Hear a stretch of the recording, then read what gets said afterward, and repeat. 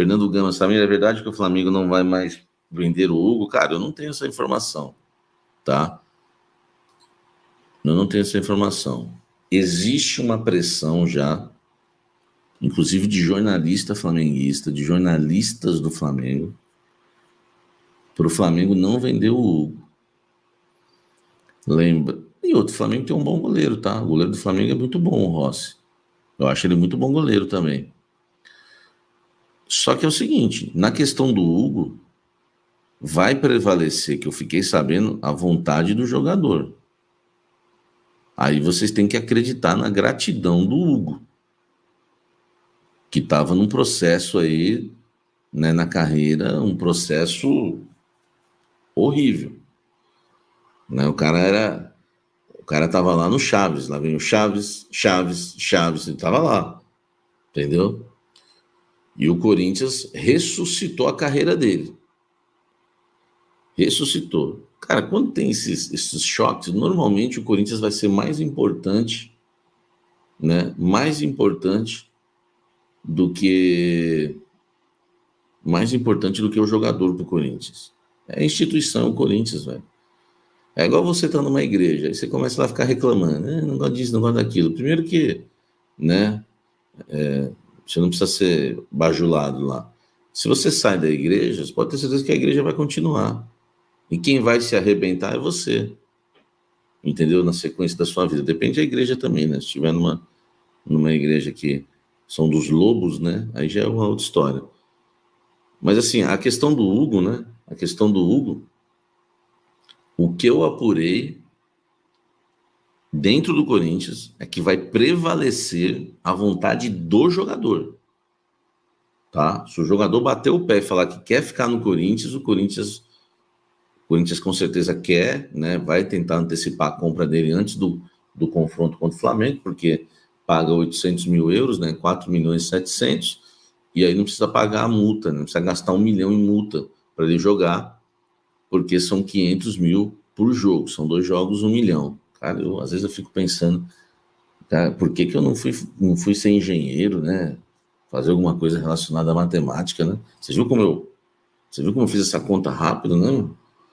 Cada multa é 500 mil, né? 2 multas, 1 milhão, cara. Às vezes eu me considero um gênio da matemática. Então, isso vai depender muito do jogador, tá? Se o Flamengo não quiser vender e persuadir o Hugo nos bastidores, né?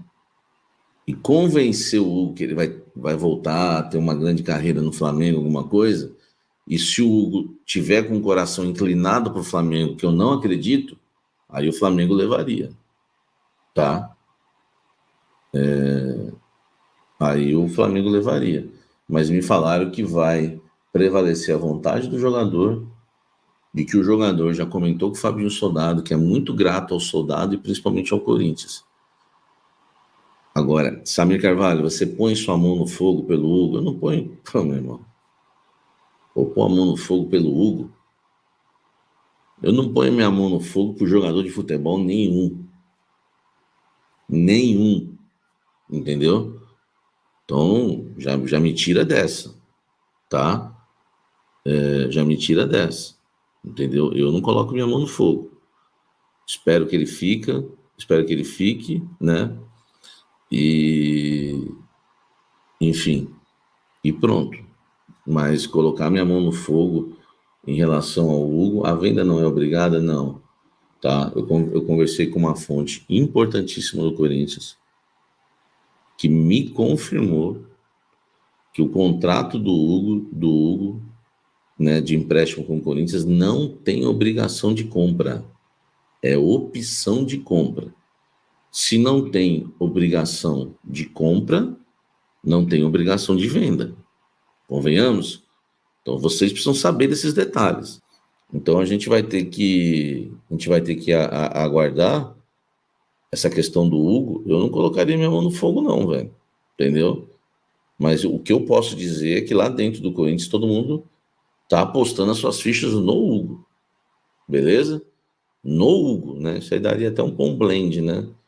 No Hugo, as fichas do Corinthians estão sendo colocadas no Hugo. O Corinthians não vai aceitar mudar as datas dos jogos de semifinal contra o Flamengo.